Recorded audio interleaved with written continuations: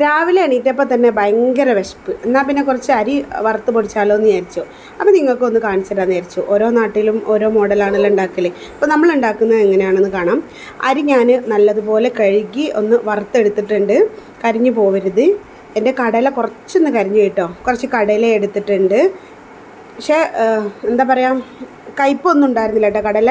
ഇനി നിങ്ങളെ കയ്യിൽ എള്ളുണ്ടെങ്കിൽ എള്ളും ചേർക്കാം കേട്ടോ. എള്ളും ഞാൻ എപ്പോഴും പ്രിഫർ ചെയ്യാറില്ല, ഒരു എണ്ണമയാണല്ലോ, ചില സമയത്തേ എടുക്കാറുള്ളൂ. ഇനി കുറച്ച് ശർക്കര ആവശ്യത്തിന് എടുത്തിട്ടുണ്ട്.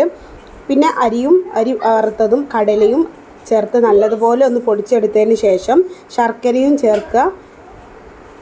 ഒരുപാട് തരി ഉണ്ടാവാൻ പാടില്ല കേട്ടോ. ഞാൻ ഈ പൊടിച്ചതിന് ശേഷമാണ് ശർക്കര ചേർത്ത് കൊടുത്തിട്ട്. ശർക്കര ചേർത്ത് കഴിഞ്ഞാൽ ഒരുപാട് കറക്കാൻ കഴിയില്ല കേട്ടോ നമുക്ക് മിക്സിയിൽ.